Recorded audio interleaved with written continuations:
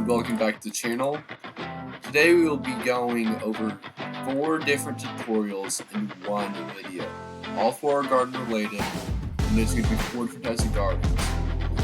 So the first one, of course, is going to be a standard water garden, followed by a sort of traditional flower garden, then a rock garden, and then a sort of waterfall garden over here, or tree garden.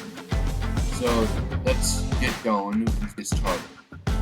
Alright, so let's start off with the water garden. Now before we get started, we need to, of course, select a path. Now, I'm going to pick diorite because I think it works well with the palette. Now you can pick whatever path style you want. It's completely up to you. Now, the reason I'm picking diorite is I personally think it looks great when it comes to detailing only. There are certain things diorite is and is not useful for. So we're going to go ahead and place that in. We'll cut to the next section. Alright, when you look at that, we have ourselves the basic path layout. Now we need to go ahead and do the next step. We need to go ahead and add the bridge, which of course is what we need to do for the water garden. We need to make it a mixture of diorite and spruce. Now you can use whatever, stick with the path, you can use whatever stone or other, or even just wood works. Or if you really want to do something unique, you could even use dirt. I do not recommend this, but you can. Now let's go ahead and add this bridge in. Okay, so we're going to start similar to this path. We're going to raise it up about 1 block every the distance, so we're going to bring it out about 2 on each side. Now keep the symmetry even for this. We're going to, of course, add the texture variation after the fact. Now, of course, for the first level, we're going to make sure it's all pretty standard all the way across, because this is going to be the base layer, which is going to be connected to the bottom. So make sure it's all hooked up. It is apparently just a little off to the side, so we have to fix that. Or no, never mind, so now we just have to put this right here. Now that we have that going, we can go ahead and add the actual overlay. So now we know that the start is right about here. So bring this out by about 2. This needs to be where your actual raise is. Now you can do this in any interval you want. It's up to you. It does affect the interval, but it makes it your personal bridge. You know. Now we're going to, at this point, bring up 1 full block.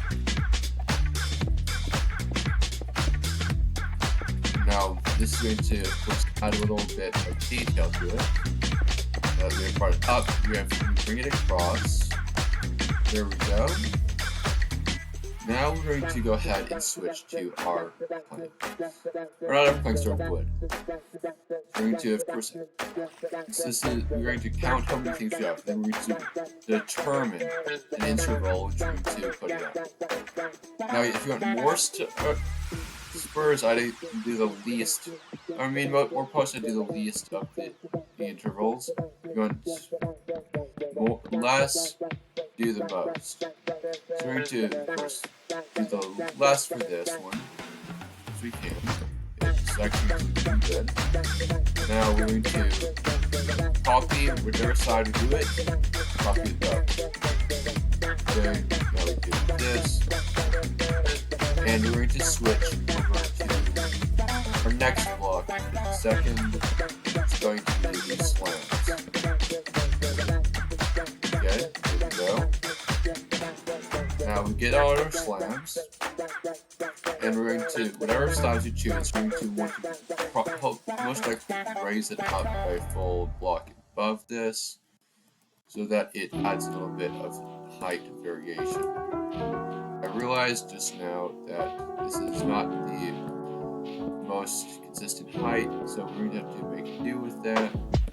That's the reason I also put that one a bit too low. go ahead and connect that up right there and right here. And now we can go ahead and move on to the next one, which is right here. We're going to, of course, not do it on that side, we're going to do it on this side. This allows for us to add some more of that. And then we're going to go ahead and do the same sort of thing on these ends. Now we have that handled. We can simply focus on the final product, which is going to be, of course, bringing around the... Wait, I just realized I did this wrong. Yes, we have to put this, so we're just try to maintain consistency, which I apparently failed to do just now. So we're going to just break that down. There we go. Now, another step you probably want to do is add trapdoors over the posts. It adds a bit of a height variation, especially where those slabs meet up. Okay, I just broke the slab. Okay. Now, this is a very essential detail tip. If you want to, if that is. Now, there we go. That has been detailed. You now have a bridge to cross the little river. Now we're going to go ahead and get on to the aspect of detailing the water part. Alright, so the first step is to, of course, detail the whole area that is going to be put underwater and what's going to not be put underwater. So, like, basically make one of these, like, spires one way to go with it, but I need to make another area on the other side to show another way you can go about this. So, of course, this side is going to be more rocky, the other side is going to be more lush. So, let's just make sure we handle both types. So, using rocky berries, we want to make it more tall in certain areas. And of course, let's grab some leaves so I can showcase the more lush variants. So, leaves and the roots are going to want the other side. We're going to use the mangrove leaves just since it will make a little more sense in the long run, given it's a mangrove. Given mangrove is an aquatic type of tree. Alright, so we're going to loop this around over to this side. Now that we have all these, we're going to switch to the mangrove leaves and the roots. So whenever you use roots, you're going to want to make it have some connection to the shoreline, like so. And that will basically allow you to have a little more flexibility on the appearance. Now, you don't have to take the shoreline, that's completely up to you, or you don't have to use it at all. But what I would advise is using the roots, and then once you get the roots down, do the similar thing to what you did with the rocks over here, and throw down some leaves. And if you want, you can even waterlog some of the leaves like that. So there we go. This area is sort of handled on this side. We're going to loop around and do the same over. Now, water gardens are pretty much the easiest kind of garden to do, in my opinion, because they just simply won't require basically a few types of plants, and it's pretty easy to replicate it. Now we're going to switch to small drip leaves. Now you can use sugarcane if you want, but you're not going to do that in this tutorial. So we're going to place some of these bad boys down, specifically in the lush and rocky areas, some on each side. We're going to make about 3 different patches. You can make more depending on your preference or the size of your build, but we're going to specifically focus a little more on a lesser is better design. Alright, now we got those down. We're going to put some larger leaves down. And yes, this is going to be a bit of a tall versus short scenario. So we're going to put the talls only in the rocky section because we are already going to have plenty of foliage in the other section over there. Alright, there we go. Now we have that section pretty much complete. Now we're going to switch over to, but you may wonder about this, but why am I suddenly using lily pads? What is with direction? Wait, I was trying to direction it anyway. Just 1, 2. Right. Apparently it has a preference on which direction it's on. Okay, so what we're going to do now is we're going to suddenly, instead of doing this, we're going to place 1, 2. Alright, it's 1, 2. 1, 2. And what I'm doing is I'm actually creating a sort of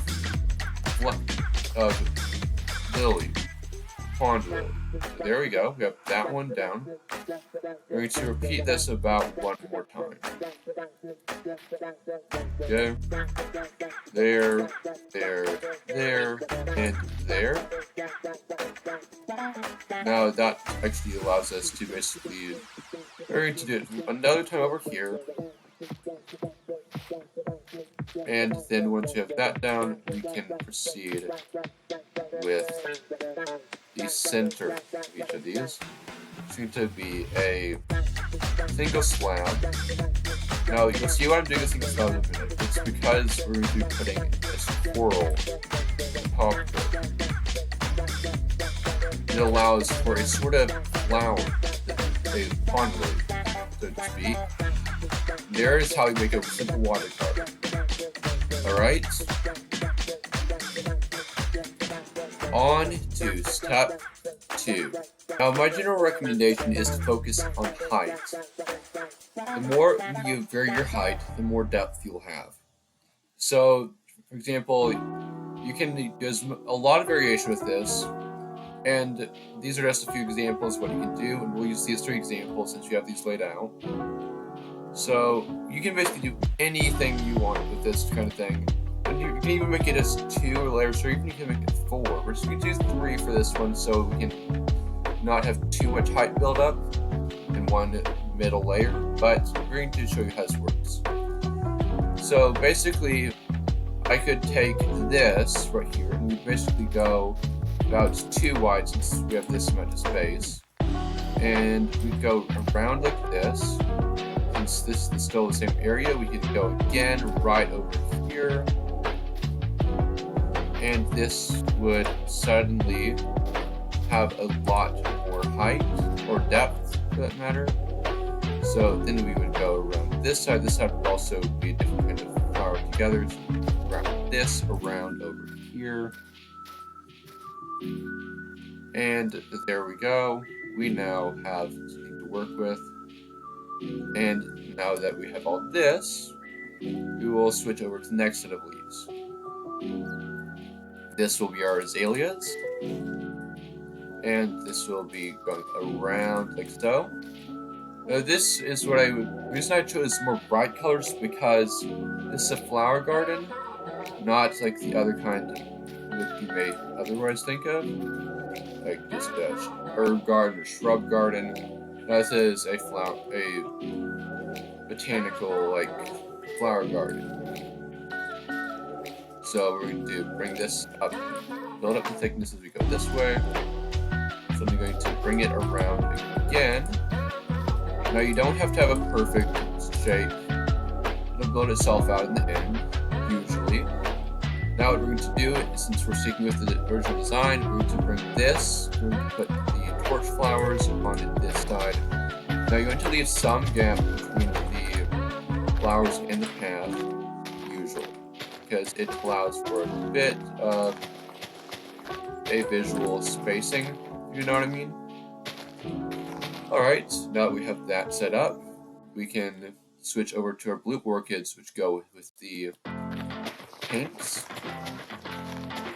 and specifically the cherry blossom leaves. So we're going to implement what we just did, and do this space in the path, right up along there. And we're going to, since this is a more interesting shape, we're going to suddenly put these down the middle. And then we're going to do the same sort of over here. Now, just to show how you can mix things up a bit. Alright, now we're going to switch over to our lilies of the valley and bring those around leaving the gap of 1 block as before.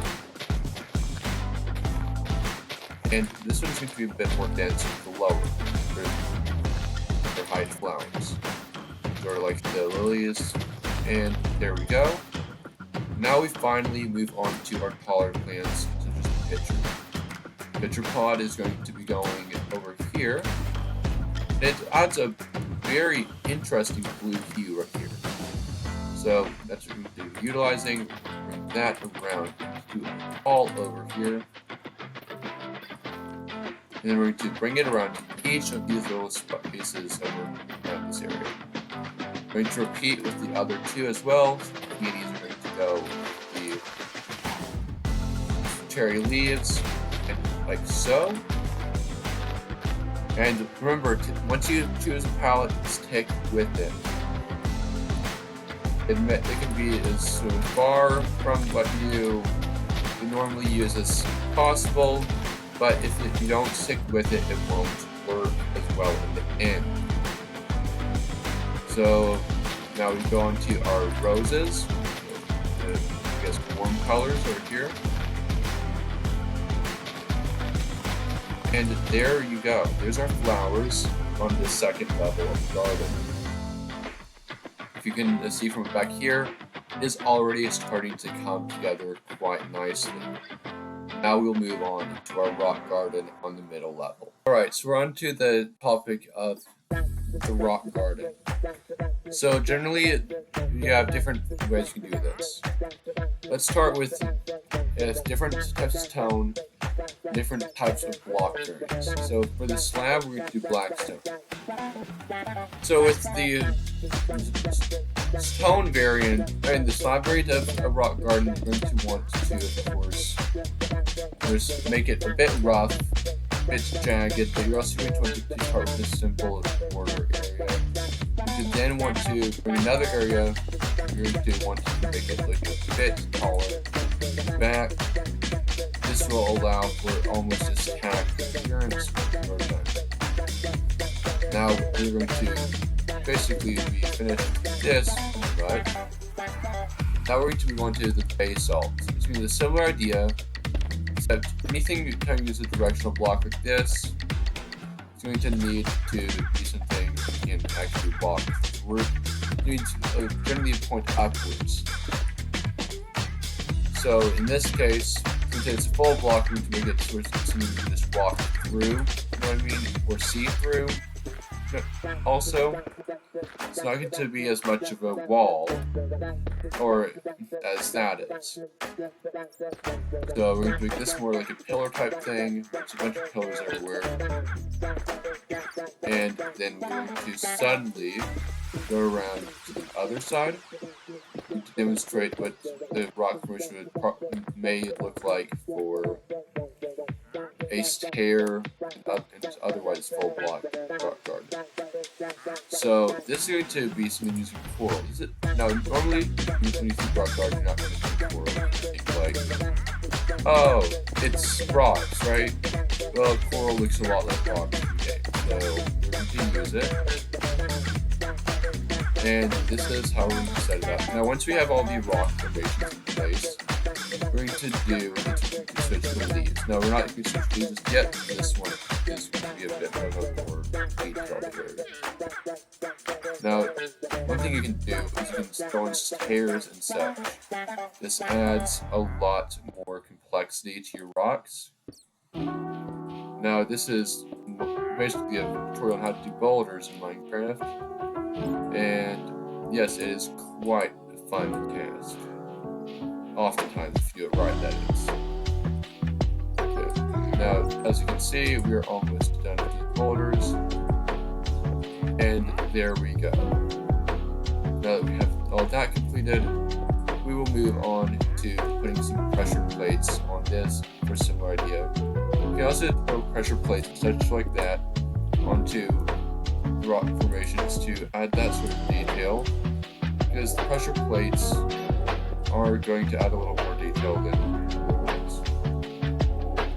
And now we're going to switch over to another detail. We're going to add bubble corals in with the basalt. Why we're going to do this? Because it adds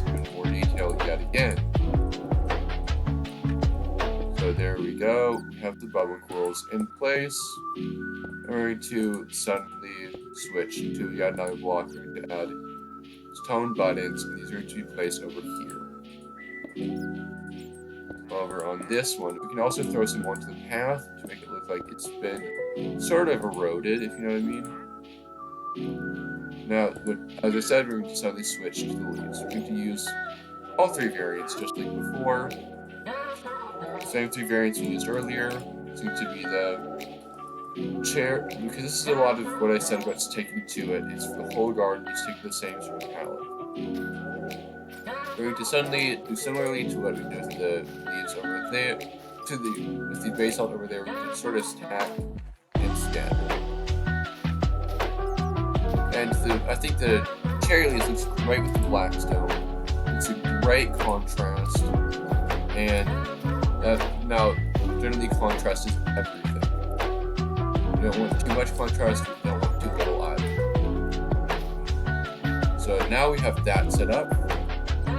And we're going to probably knock out this one over here, because it adds a little more of a visual gap. And now we're going to throw in the mangrove leaves over in the more basalty area. So this is probably a garden where you're not going to see a lot of flowers. Something like a rock garden is probably going to be more of, oh wow, some nice rock formations. Look at that. That's basically what a rock garden is in Minecraft. Now there we go. We have that pretty much established over here. And now we are going to do the same sort of thing with the azalea leaves over here, and do similarly with that. Now you can do whatever sort of thing you can do. You can make these like a giant sculpture if you want, for more organic builds. It's all really up to you for how you lay this out. Now we're going to, of course, knock these bombs out of the way, so we're building over here. And, of course, there we go. We finally have that set up. And we're going to just add a few more leaves right here so it makes sense of the path. Okay. So now we are on to the final stretch. The tree garden, or shrub garden, whatever you may call it. This is going to be a very interesting section. It's going to be the most height of the entire build. So let's get straight to that.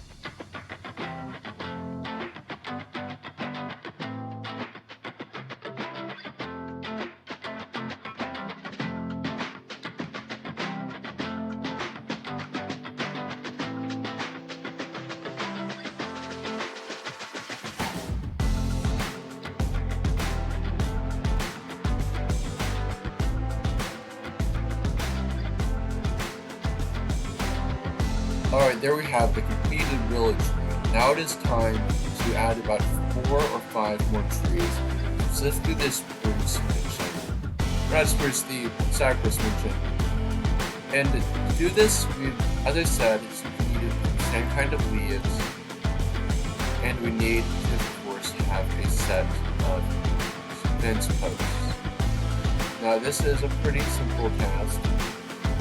Quite simply, you just need to have preferably a type of log, a fence post, and a leaf. So you have the fence post, just get dark oak or for our preference, and we're going to simply lay this down. So we have 1, 2, 3 on this side. So no, you're only going to 3 right here. Why did I just knock that out? Good. So it's 3 over here. Then we're going to do 1, 2, 3, 4, and 5 on this side. Now what we're going to obviously do here, we're going to vary their height just a bit. So we have these 3 over here. We're going to make this one about 3 tall, this one 4 tall, and that one 5 tall. Now you can keep these all the same height if you want, or you can do your own height variation. You can make these look however you want, really. Or to make this look separate, we're going to remove that one section. And we're going to suddenly bring the same sort of design over this way. So that this one will start a bit shorter. No, we're going to make this one our tallest. This one we're going to do 2 blocks, 3 blocks, 4 blocks, 5 blocks, and 6 blocks. This allows for a sort of inverted appearance over on this area. Now is the next step. We're going to add a sort of shrubbery appearance. So we're going to take these leaves and sort of border this whole area. We're going to leave an opening right around here for a park and to sort of go on over to the huge tree over here. And we're going to repeat the process over here. And then once you're done with that, you can proceed to do whatever else you like add your decorations, just park benches. That's what we're going to do next. Just add simple benches to your final set of details. We're going to pull out our things, just build those. So all you really need to build a bench is something as simple as stairs or even slabs and trapdoors. But we're going to use the stairs in the trapdoors method, and we did put this one like so, and like I'm going to put another bench right up against this here, or sort of looking into. We have that set up. Yeah, that's pretty good. That. What did you think of this video? Let me know in the comments. And feel free to leave a like and subscribe if you feel necessary. And I hope you have a great rest of your day. Please be sure to send me any of the builds you have worked on. And I will see you in the next video.